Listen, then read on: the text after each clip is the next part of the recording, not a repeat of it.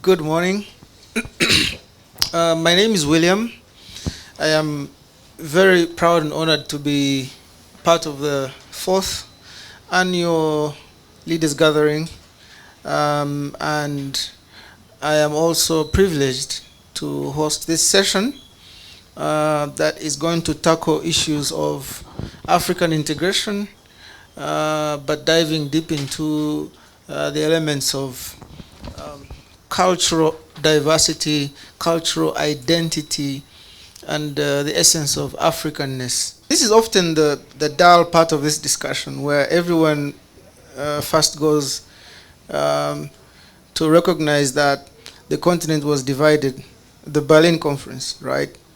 But the reasons that this boring part of this discussion always comes up is because it's very consequential. And you have a continent that has over 200 ethno-linguistic groups, okay? It's been conquered and it's divided.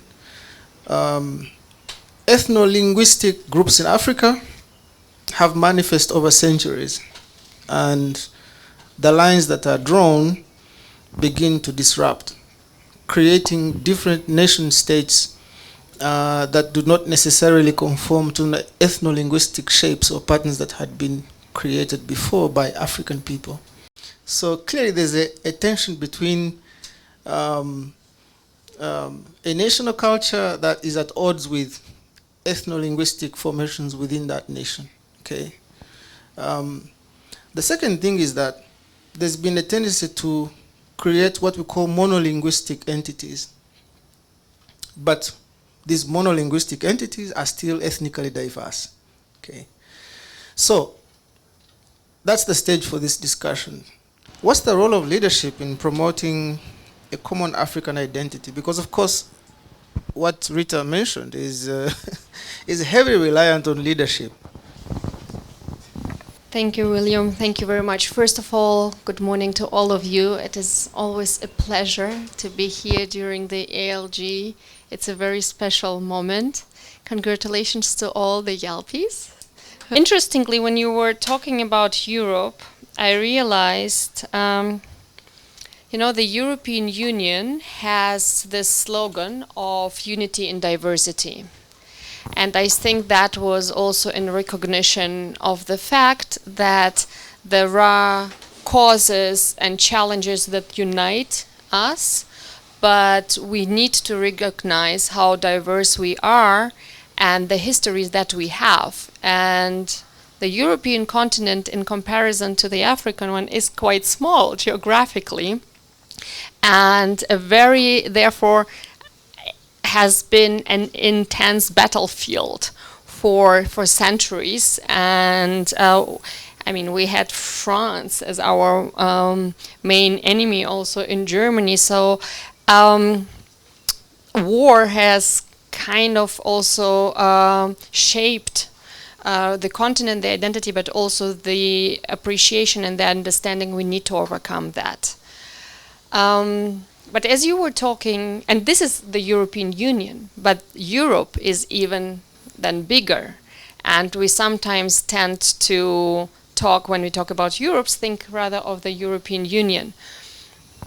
And I was thinking, on my Twitter handle, I have as my identity, I say West and East European. Because I also feel that there is a big difference in our history, in our experience, whether you are a purely maybe Western European or have just grew up in Germany, were born in Germany, grew up there, or you come from a different country and you were maybe even migrant to the Western Europe. And we see it now also in different conflicts and how they play out. How, for example, the Baltic states, right? How they push the agenda and the understanding for their historical experience that has been for a long, long time pretty much ignored by Western European countries, even allowing new member states into the European Union. We were not very appreciative of the different experience, there was still kind of a dominance of Western European countries within the European Union.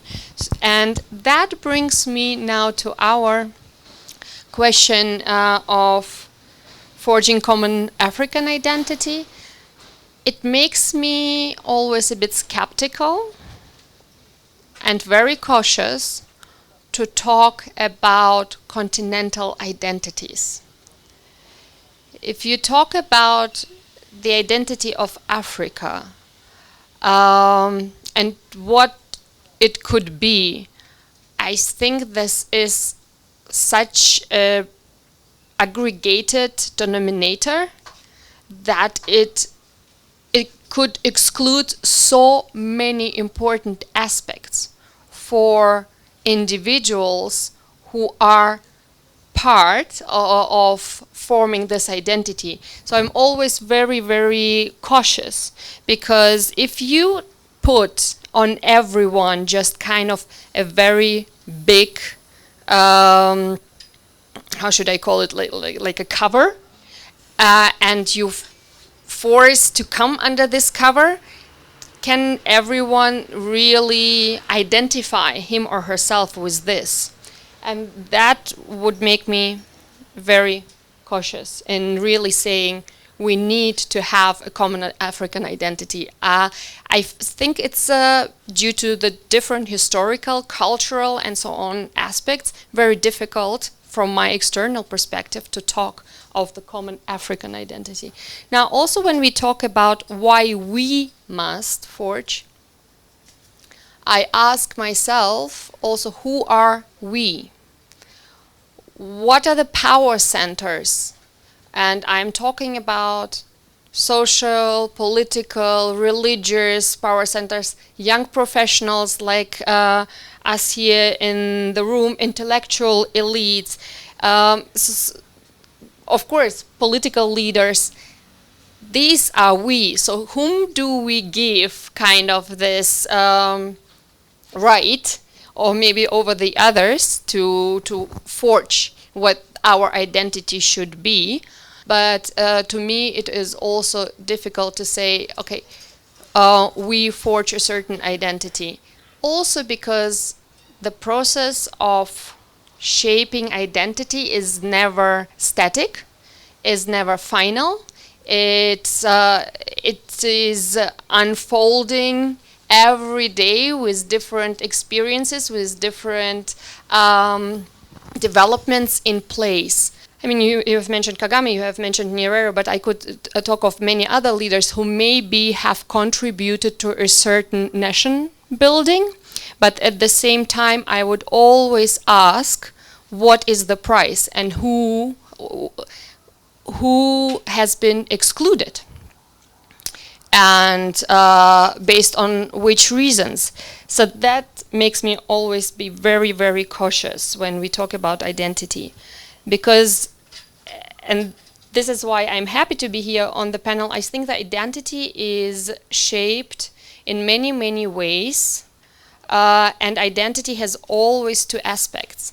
One is the aspect of me and how I see myself, but it cannot happen without the other perspective of how others see me and how I react to that, because the way how I react to that contributes again to developing my identity.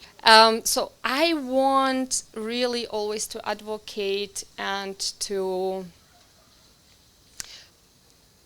sharpen our perspective in terms of appreciation of the differences. And then there are challenges that we face, having all these differences. And now it comes to how do we, like in decision making, challenges in decision making, how do we now take the decisions? What informs our decisions? And I think the decisions that are then being taken create conditions under which we are going to live. And they will influence also our identities. And this is where, when we say painting a positive picture of Africa or shaping a positive identity, there is, of course, also this element of a certain reality has to take place, has to happen. A certain reality meaning, for example, if we are advocating for the African continent being united, or even just, let's say, this part of the African continent, the East Africa, what has happened really in very practical terms so that people feel that this is a united space? What about the freedoms of movement, of goods, of finances and so on? Do people experience in their everyday life this unity? If people do not experience it in their everyday life, we can talk as much as we want about creating a certain identity, but there will be no conditions under which this identity is created because it's not felt. Thank you so much for that very intricate and detailed submission. It strikes me that even if we achieve phenomenal success in building a middle class, for example, and the middle class is one of those unifying elements of any country, any regional economic group, for example, economic wellness, the ability to afford the trappings of modern life, right? Doesn't matter whether you're from Tanzania and of this ethnic group, or I'm Ugandan of another ethnic group. We both can afford a decent life, okay?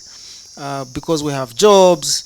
If we build an aircraft, we can build the wings in Tanzania and build the wheels in Congo and build the, paint it in Rwanda and then assemble it in Uganda, for example. Like, that can happen. So the curious aspect, Anna, of what you just mentioned is that a lot of that has actually happened in Europe. And yet we still see, like you said, Russia, Ukraine, where a leader says a certain group of Russian-speaking people are ours, okay? So it doesn't matter whether you have aircraft companies in Ukraine and Russia working together, you have, you share energy pools, you share resources, but and that is the scary aspect of integration, because that's why we ask the question of leadership. So where do you direct your communities going forward? We've seen excellent examples. In Uganda, for example, the leadership recognized certain tribes, recognized, for example, the Rwandan tribe, and put them in the constitution, right? And said now, from henceforth, it's legal. They enjoy the same rights, responsibilities as a Ugandan, the nation state of Uganda, right? The challenge we're talking about is when conflict breaks out, and then the complex contours of that conflict threaten integration, okay? So I just wanted to put that, because then sometimes we think it's only uniquely African, but it really isn't. Other communities in other parts of the world are also quite tribalistic. Even China, which thinks it's contiguous, has its own internal ethno-linguistic tensions. In what ways can emerging leaders in your network, people like you, collaborate to achieve this common identity? So now help us think through how we can collaborate. Actually, you're the one who used the word collaborate. One of the best examples is this network, the Leo Africa Institute, a program where like-minded young people come together to solve, pressing issues on the continent. And I think as young people, one of the things that have been mentioned a lot, even in our seminars, is structuring, I would say it, a strategic approach to positioning ourselves in these spaces, because we've seen that a lot of the times leaders in governance are not really willing to listen to young people. So how do we strategically position ourselves and be in these spaces where systems are being put in place, where policies are being made, and how do we do it in such a strategic way that we are not silenced? Because we've seen sometimes just entering somewhere is not going to work. So really just looking at strategic ways of how to do that. And the next, something else I would also touch on is, again, collaboration as young people, and just coming together to jointly work on these policies, and I would call it lobbying as well, because we have different nationalities, for example, in this group. So if maybe there is something in Kenya or Tanzania or Uganda or Rwanda, how do we come together to actually look at the policies that are working in one country and then see how you can apply it in your country? Because I believe we all have systems that work and we all have systems that don't work. So really, as young people, just jointly bringing together our voices and tackling issues as a community. And what we were saying with the fellows when we were coming here is not just letting this be the end, like, okay, we have graduated and then what? But really checking in and seeing on a personal level, but also on the leadership level, what are you doing? What would you like to, what help do you need? You know, like really coming together. And then also something else that I would say is these cross-sectoral forums like this, where young people come to discuss, but also really have like action items, you know, not just being in forums all day and then next week and then next month, but having like action items that people actually have to like, you know, be accountable, hold accountable each other, and really pushing the leadership and governance, because that's where it lies. And we've seen that as a young African, as young people, we really have some of the governments that really don't understand and really want to seize power. So pushing and not being tired to always, you know, raising our voices and fighting for what's right. I think over the next 10 years, the founders have been discussing that and saying, okay, maybe we need to take a bit more of a very clear stand on certain issues and try to shape the direction of how policies, like you said, regulations, procedures, rules, you know, and even political contests, how they work. Because you cannot diminish the role of how these systems influence integration going forward. So thank you for that submission. The youth, Leila. Youth engagement is critical. Of course, the supposition here is that this network is very soon going to have older people also, and there will be younger people following. But the youth is critical in shaping a common identity. How do we inspire the next generation to embrace that African identity? So this is a question that has complex layers to it, because it's not just about biology; it's also about many other things. But Leila, you please take a shot at it.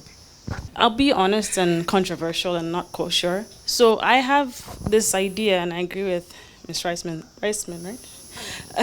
About this trickiness when it comes to forming one identity. And the reason why I say that is because we have to also keep in mind that other countries like in Asia, right, and in Europe, have gone through what you call cultural resets that are the products of a lot of wars over time. And I don't think a lot of people take into account that our only reset was one when we gained independence. We haven't really had, I'm not saying it's a good thing, it's not a good thing, but what led to a lot of change and a lot of like change, regression, progress, back and forth in a lot of these other continents was the constant struggle for power, because two different ideologies met head on head. You had the Battle of Roses in England with the Yorks and the Tudors, and every time someone new came in, everything started afresh, right? And you have to be a very humble person, someone who acknowledges that they don't know everything. The problem with a lot of Africans is they think they know everything. I'm not speaking for Africans, but I've met Tanzanians, especially above the age of 40. It's very hard to come to them with a different opinion and for them to be open to it. The ones who are open to these different opinions, the ones that are in direct conflict with their own, are people who are humble, but also willing to learn. And when it comes to youth, I think what we need to do is also pull up our bootstraps. We need to stop also, not stop per se, but we also need to ensure that even without spaces like Leo or Ali, we could create our own spaces. You know, when I was doing a deep dive into Congo and Patrice Lumumba, this is a man who built himself out of nothing, was educated himself, informed himself, was extremely charismatic, but also created a space for himself and became the first prime minister of the DRC. You know, and and what you find a lot of about a lot of these revolutionaries is that they were often young. They were not invited into spaces. They made their voices heard. They were very, very controversial. They shook the ground wherever they presented themselves. And they were totally okay with that. You know, you have Malcolm X with his views that were very, you know, controversial in the eyes of the American public. You had Patrice Lumumba, who wanted the best for his people, but of course they did not meet certain external interests. You had Gaddafi, and I did another deep dive on him, and he was also a very young man when he came into power. Of course, his vision was very, very controversial at the time, but he led Libya into a country that was very self-reliant before foreign interests became a factor in what we now see in Libya. But what I took away from both these individuals and other individuals as well is that they made the space themselves. And I think we also need to, in a way, stop looking to others to kind of like guide us and take our hands.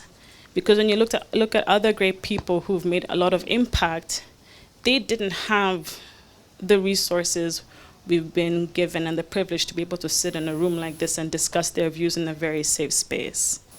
And I think we need to also take a look into ourselves. And if we really want to make change as youth, we need to also be able to know that even if Leah wasn't here, even if Owl hadn't reached out to me, I would have also been able to make a space and made an impact, you know. And just having these fellowships is a privilege and a gift